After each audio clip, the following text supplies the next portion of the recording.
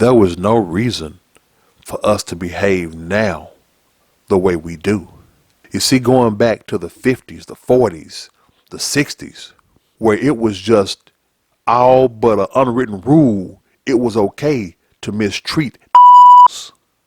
It was okay to discriminate against black people.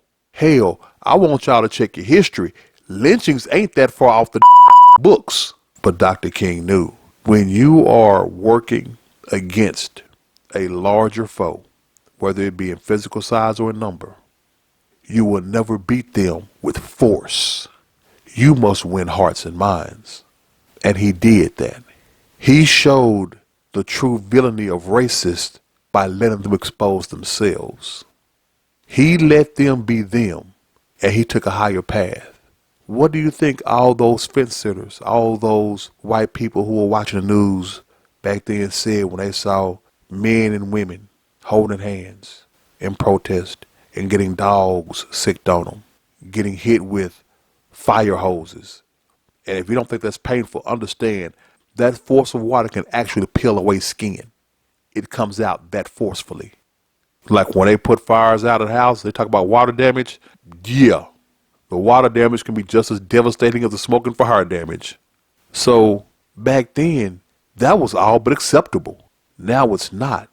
I had a friend of mine make one of the most eye-opening and egregious statements I ever heard. He told me, Tuck, they ain't just as bad now as they were in the 60s. No, they're not. Not even close. I asked him, you drive your Benz, right? Yeah. Where you stay? He told me where he stayed in a nice little part of town.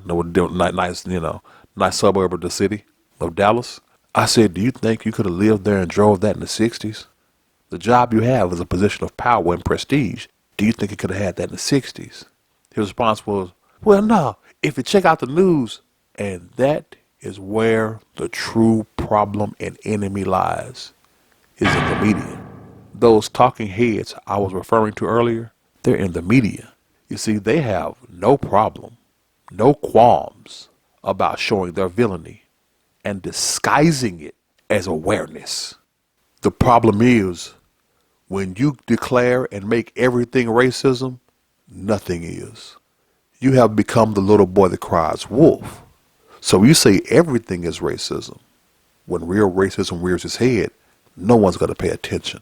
Another great leader, Malcolm X, he had some things to say about this as well. Malcolm X referred to the media as a danger and a threat. I'm paraphrasing here, but he said that the media is the most dangerous entity out there because it can control the minds of the masses. He said it will have you, if you're not careful, the media will have you hating the oppressed while loving the oppressor. That's what Malcolm X said about the media in 1962. And all of it rings very true right now because that's what you have. This nation voted for a president who has a racist rap sheet as long as his political career. His political career spans over 50 years. And his racist track record, his acts of racism go back that far as well. And this is who not only did they elect, but black people blindly support, wholeheartedly.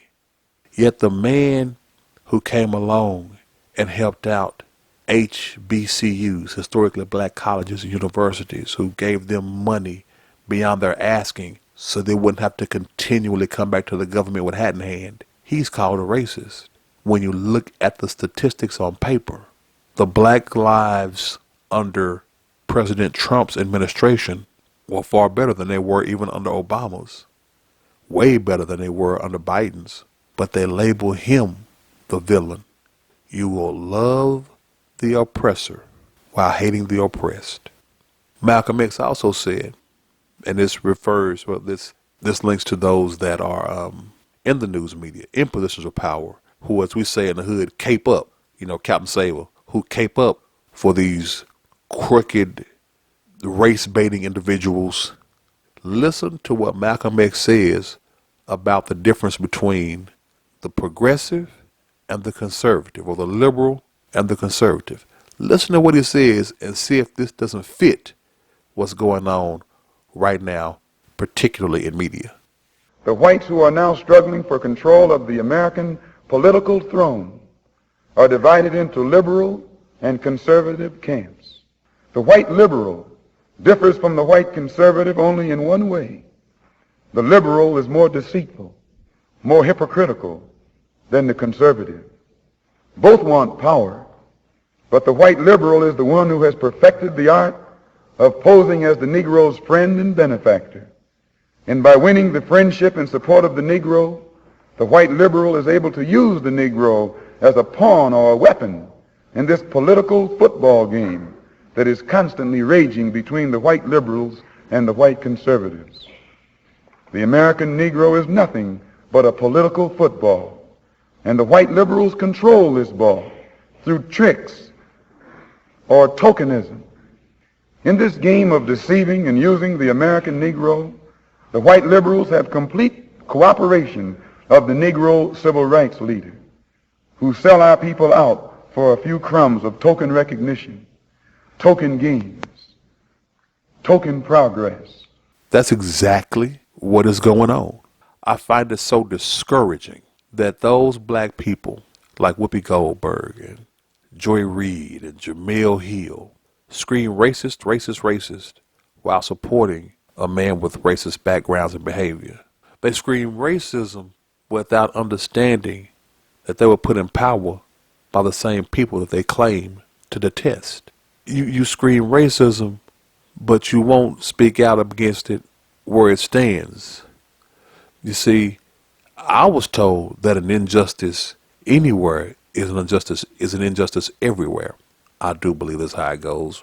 Don't hold my exact words to that one. If that's the fact, then why do all these American companies and all these American spokespeople and all these American celebrities not speak against China, who has open concentration camps, who aggressively work to suppress their people, enslave their people, whose immigration policies are non-existent? If you ain't from China, don't bring your ass here to stay. But they will tell you that America is this god-awful place. Nah, and I can prove to them by their own actions that it's not. If America was so racist, then why the are they still here? Man, we gonna stop it right there. You can catch the rest of that conversation on our Free Mind Thinkers podcast, which you can listen to wherever you listen to any of your favorite podcasts. We are on Amazon Music, Google Podcast, iHeartRadio, and Pandora. So give us a listen there. If you like what you heard, then tell the world. Share, like the vid. If you have something to say, then please, we encourage everyone, drop a comment. Let us know what's on your mind. And you can find us all over social media. You can find our videos on BitChute, Odyssey, and YouTube. You can communicate with us through our various communication social media site platforms like Twitter, Rumble, Getter, Minds, Gab. Wherever you want to let your free mind thoughts flow, you'll find the Free Mind Thinkers. Plus, we are now setting up our locals page, which will soon load exclusive content for all those that become members. So stay tuned. Things are going to get greater. Y'all take it light. Remember to listen less, learn more.